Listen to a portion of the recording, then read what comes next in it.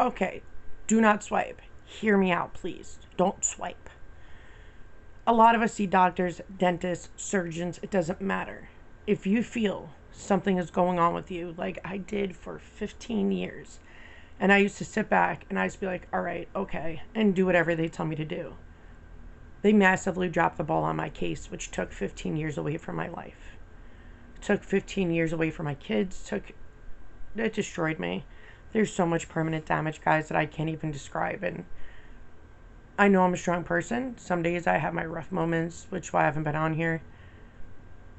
But I don't want anybody to suffer the way I did. So speak up. Be your best own advocate. If you feel something is going on, you don't know how to research, let me know. I can help with that. I figured out my own shit on my own. But you can do this. This is your life. What I always say is doctors have a license to kill. Find a good doctor. Some doctors truly do care. They do. I was going to make this a short, but it's just way too long for that. There are some doctors, it's rare for them to truly, genuinely care. They got into this business because it's a business. Let's be real. It's about money. Not for all doctors, though. I've come across some great doctors who ended up moving on and getting away from my facility because they hate it. I don't blame them. They almost make you enjoy the moment of getting the help and figuring it out. Some doctors will make you feel like it's in your head. I was always told when I was in my mid-20s, oh, you're young, you're fine, you look gorgeous. There's nothing wrong with you. Let me ask you a question. What disease makes you ugly? Please let me know. I mean, besides hypothyroidism, I got chunkier. You know what's funny is most of my body's swollen. My hypothyroidism makes you never lose the fat. You can't. No matter how much I exercise, it's not going to matter. And then I found out I have genetic heart disease because my family passed it along to me. Like I wasn't going through enough shit. But there's so many people out there like how I was. You won't say a thing. You're afraid to. You're afraid they're going to get mad at you if you speak up. And I've had doctors get mad at me for speaking up. And I ended up keep finding new doctors. And I'm blessed that I came across my autoimmune doctor. Doc Shapiro is an amazing scleroderma specialist. He's so freaking damn intelligent. I can bounce things off of him and he'd be like, that makes sense. Let's go with it. Like, it's cool to find a doctor that you can come up with a solution together and figure out different ways of what it could be. Or I'd be like, hey, could it be this? Is it even possible? And he goes, well, you don't have this or this symptom. Or he'd be like, write down every single symptom you have before you come see me, and I'm going to read it. And when he looked at it, he's like, Heather, this could be anything. And I'm like, well, let's get started. What do you need from me? How much blood? I ate before I came here just in case you needed a lot of blood from me. So let's do it. Problem is if you're new to a disease, it doesn't show up in blood work. Certain diseases you can actually find in biopsies, which I did.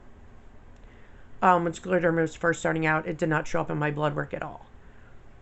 It shows up now in other blood works. Because there's many ways you can find things out. Now, my primary, I understand she's new to the game. And with a PA, you're supposed to have a doctor supervise you. And I'm going to be real, over my facility, he retired, bro. So they shouldn't even be going. But I digress. All the stuff there's somebody supposed to go through it. Doctors. That's because they only went through 2 years of medical school, man. PAs don't do much education, guys. So I always tell people, see a nurse practitioner, because first of all, if you can't see a doctor, nurse practitioners are smart as hell. They're the only ones that have ever helped me diagnose with anything besides Dr. Shapiro. Pulmonary embolisms was my primary. I saw her 4 days before. She was like, oh, you're fine. I had no heartbeat in my freaking feet. No nothing. I could barely breathe, and she just sent me home. My son was with me. And it was a nurse practitioner. The second I saw her, she immediately knew what it was, got me in immediately to get the test done. And I've never met a nurse practitioner who wasn't smart. Like this whole past fall, Mallory was like, oh, you're fine. Nurse practitioner saw it. Guess what I had? Pneumonia, sinus infection, bronchitis, and there was something else. I'm tired of almost dying. And as a patient, you really are afraid to speak up. You're afraid they're going to be insulted or whatever. Because I've had doctors do this. People are like, oh, maybe you're just paranoid. No. I've had doctors tell me because I look good, it's not possible. Or when people talk about how amazing Plaquenil is. Great. I did it before COVID even happened. I tried Plaquenil for my autoimmune. It actually made me worse, caused ulcers, almost died. My son was put on a medicine for his JRA. People don't know what that is, juvenile rheumatoid arthritis. Sorry, kid. We got shit genetics. My bad. Actually, I think that's the one thing I don't have. I really do think I have it, but it's masked between all my other stuff. And that's a whole other story I got to tell you guys on how my son even got diagnosed with that. It was insane. And damn, his freaking rheumatologist is amazing. But she left us. Even though she openly invited us to Florida to come see her anytime, but homegirl don't have the money for that. But man, she's a brilliant doctor. And I actually helped her diagnose her with her own stuff because she saw the hooray I had. And she was like, having MS, because I have neuromyelitis optica, so it's like a form of MS, but 10 times worse. It is horrible. And I was extreme high positive, which whatever, I don't care anymore. But she was like, what symptoms do you get? I need help. I'm like, well, some of the symptoms you have sounds like diabetes. She's like, I'm borderline. They can't really diagnose me yet. I was like, well, one, that sucks. Two, if you can avoid it, try to exercise more. And I know it's hard for a doctor because you guys have rough hours. But even if it's at home, you do some exercise. Like, you got to do something. You want to avoid getting diabetes. But she ended up getting it anyway. And diabetes is an autoimmune disease. But I'm digressing from everything.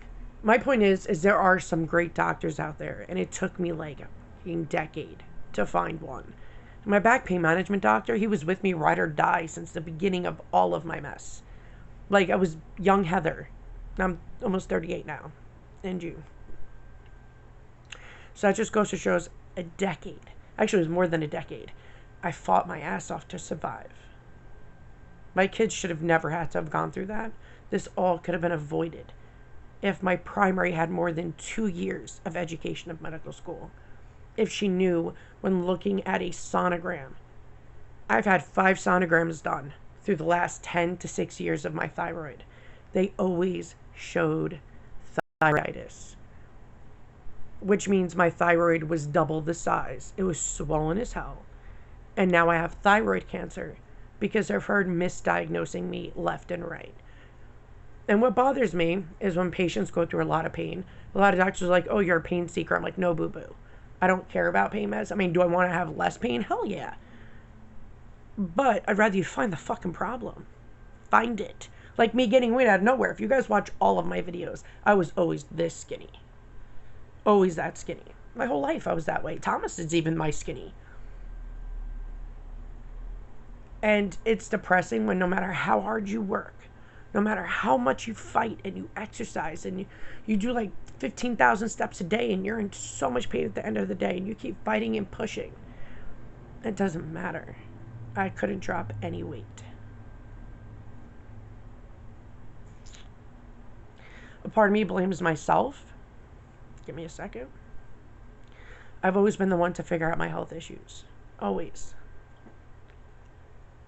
Not anymore. I was mad at myself that I didn't figure it out sooner. Now, when it was starting to go on, I did ask her about it. I'm like, isn't a thyroid supposed to be that size together, not each lobe? And she's like, oh no, it's fine, blah, blah, blah, blah, blah. The second I showed Dr. Shapiro, and I wish and regret, and I'm mad because she was supposed to send him all my test stuff. Why she never did, I have no idea. Do I believe everything happens for a reason? Yes, because I'm trying to help people. Speak up for yourself. You know, I say it 1,000 times, and I get people are, introverts, or they constantly talk about how they can't speak up for themselves, but do it, because if your life matters to you, do it. I'm both an introvert and extrovert, and I forgot what that's called. But after what I've been through, I'm a fight for my freaking life. And I don't care who the hell I take down with me. Because my life got ruined. Because an uneducated doctor didn't educate herself to go to busier, bigger places to learn more. Instead, she stayed in a Smallville, USA for her entire career. And your excuse, girl, is, I never had a patient with this problem.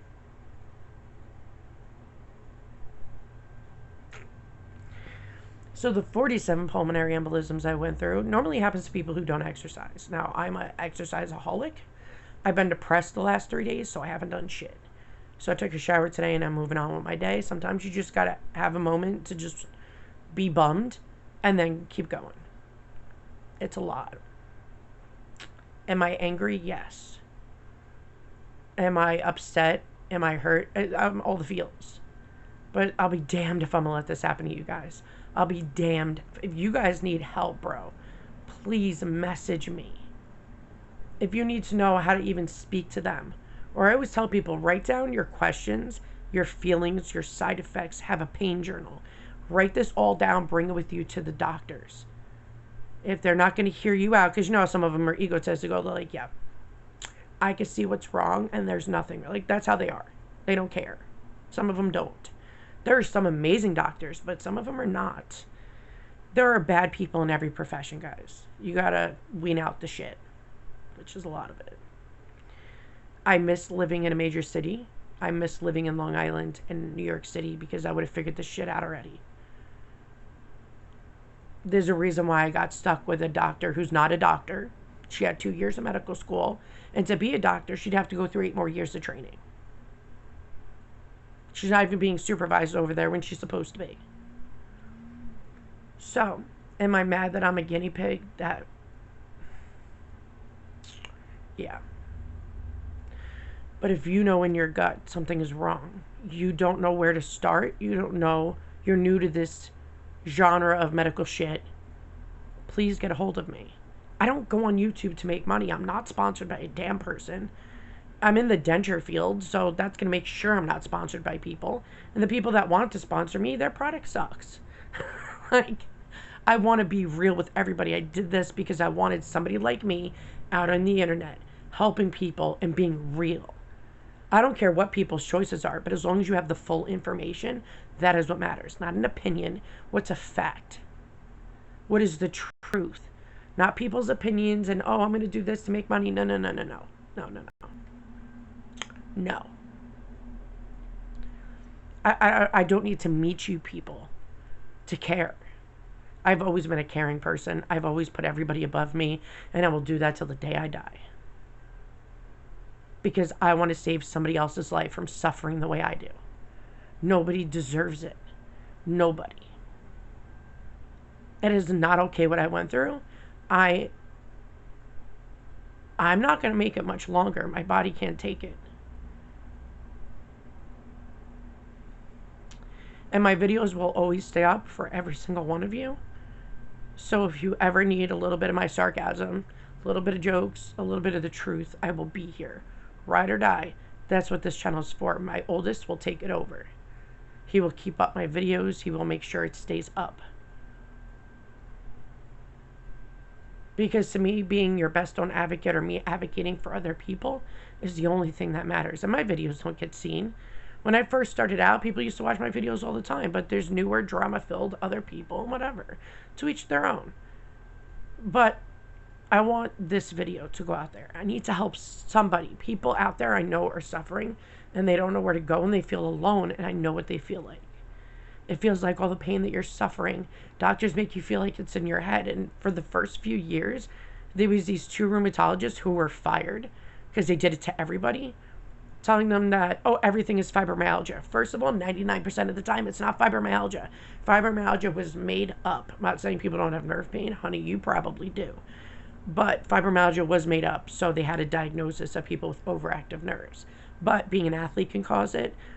Sitting on a desk job can cause it. I mean, anything can happen at any time. But when I was told to have fibromyalgia and, oh, I'm fine, suck it up, it was small fiber neuropathy, large fiber neuropathy, and I was dying from it. So F them. There are so many people, I was like, ask for the small fiber neuropathy biopsy. Don't go to large because that's a muscle biopsy.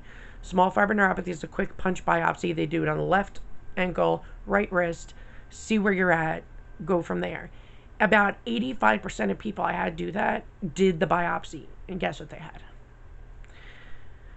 There are more symptoms than nerve pain for that disease. There's really is. But a lot of people are just so used to the symptoms because they gradually came on, they don't realize they're your symptoms. It really does do that. Most diseases, autoimmune health issues, doesn't matter. You get used to it because it slowly comes on. It's nuts. But I want to make a difference. I'm going to see what I can do, how I can go about it. But I want to advocate for patients because it's not okay what happened to me. It's not okay what happened to millions of other people. And it's not okay that some doctors can get away with this. It's not. And I would love for the good doctors out there to stand up for us. Because some doctors shouldn't even be doctors. Same with PAs, same with everybody. If you don't like your job, you're not educated in your job, get the hell out of your job. Because you're going to kill somebody. But if you guys need me, I'm always here. Always here. If you want to see certain videos, just comment down below. I'll be doing another live this week as well. Today's Monday, right? Probably midweek. I'm trying to see what day that I'll be alone. We don't get interrupted. Maybe Thursday, or maybe is it Friday? Friday. We'll try to go for that. Because Friday's an easier one. Well, even Tuesdays. Maybe I'll do it tomorrow. My husband will be at work. My kids will be at their father's, I think. I'm not sure if he's still in Florida or not. But then I'll chill with you guys, and we'll talk about everything. And by the way, all my denture wearers out there who asked me sort of the same question, it's the same answer you're going to get. Soft reliners, if your dentures rock, if they move, if they're loose. No adhesive, I swear to God, in this free world is going to work for you. Please do a soft reliner. You cannot avoid it. If you can't afford DentureFit, if you can't afford whatever, even though DentureFit lasts a long time. So it's very worth the money. But if you can't, just do Reline It. Go to any pharmacy, any Walmart, any whatever. Get the Reline It. Make sure you do it quick. You do it efficiently because it's really hard to get out. But it's better than nothing. Soft reliners matter. Or you're going to mess up your mouth and the denture is going to be useless to even wear. So be your best own advocate. Do what's best for your denture life, your autoimmune life, everything. Because you matter.